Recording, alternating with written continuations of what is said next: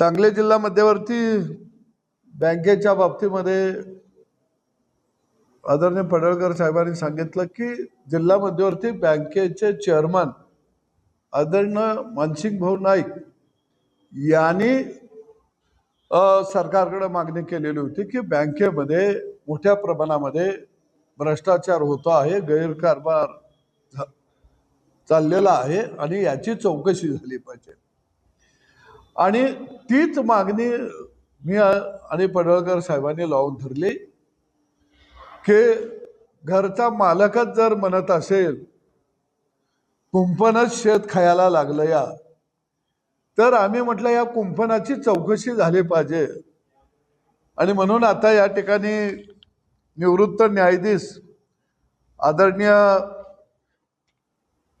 Advocate M.R. मकरे साहेब यांना चौकशीसाठी यांची नेमणूक झालेली आहे आणि निश्चितपणानं ही चौकशी लवकरात लवकर व्हावी अशी अपेक्षा सांगली जिल्ह्यातील सगळ्या जनतेची आहे। मला वाटतं की हे जे संचालक मंडळ आहे यांनी आता स्वतःहून राजीनामे दिले पाहिजे ती पारदर्शकपणानं जर चौकशी व्हायची असेल तर।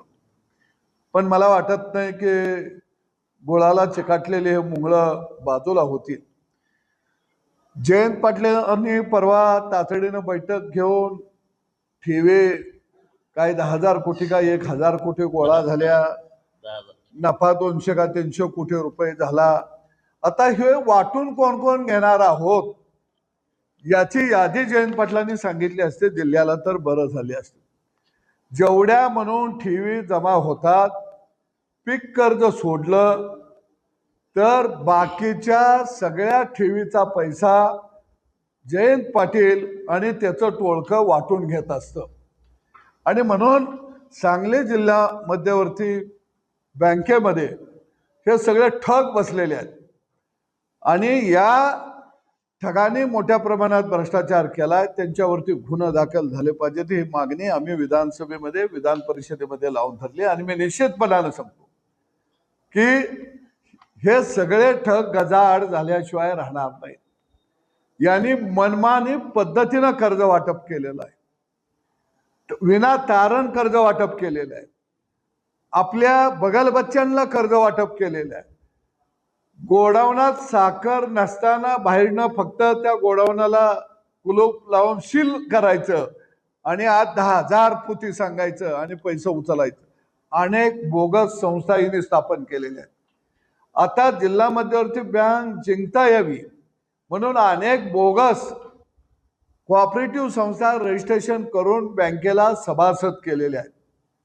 आम्ही आता एवढ्यावर थांबणार नाही। पूर्वी जी नोकर भरती केली, ज्या कंपनीने ही नोकर भरती केलेली आहे ती कंपनी सुद्धा भ्रष्टाचारामध्ये अडकलेली आहे। इतर बँकेच्या मध्ये त्या कंपनीवरती गुन्हा दाखल झालेला आहे आणि म्हणून पहिल्या नोकर भरतीची सुद्धा चौकशी झाली पाहिजे आणि ज्या कंपनीने नोकर भरती केली त्या कंपनीवरती सुद्धा गुन्हा दाखल झाला पाहिजे अशी सुद्धा मागणी निश्चितपणाने आम्ही येत्या काळामध्ये लावून धरणार आहोत। जोपर्यंत भ्रष्टाचार मुळासकट खणून निघणार नाही तोपर्यंत हा आमचा लढा थांबणार नाही। कारण आम्ही दोघांनी या भ्रष्टाचाराच्या विरोधामध्ये बँकेवरती मोर्चा सुद्धा काढलेला होता।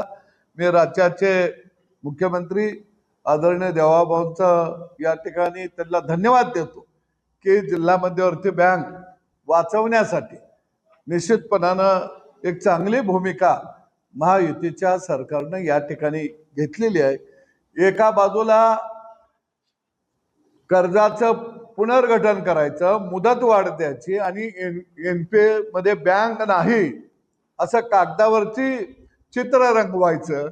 खऱ्या अर्थानं बघितलं तर कोट्यावधीचं कर्ज या लोकांनी घेतलेले आहे, ते गोठवलेलं आहे, ते माफ करून घेतलेलं आहे।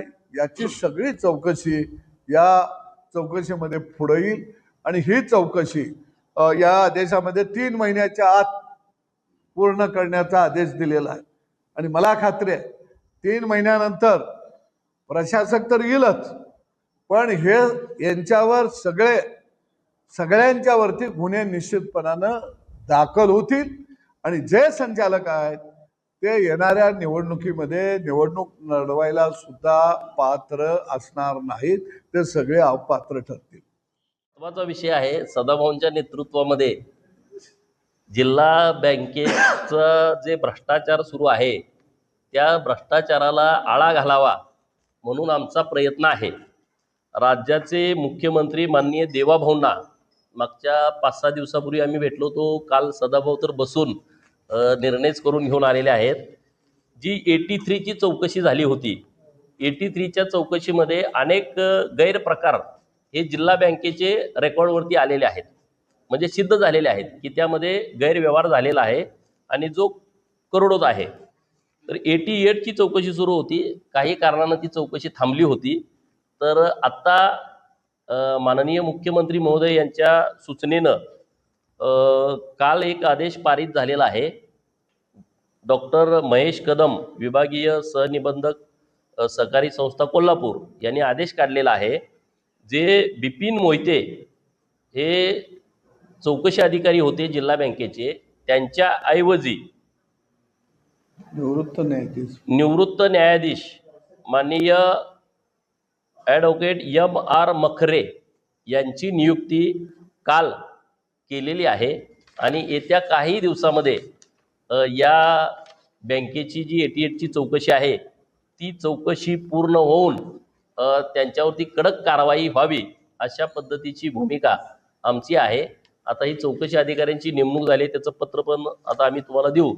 तर बँकेची चौकशी होऊन त्यांचा जो गैरकारभार आहे त्याच्या संदर्भामध्ये योग्य कारवाई व्हावी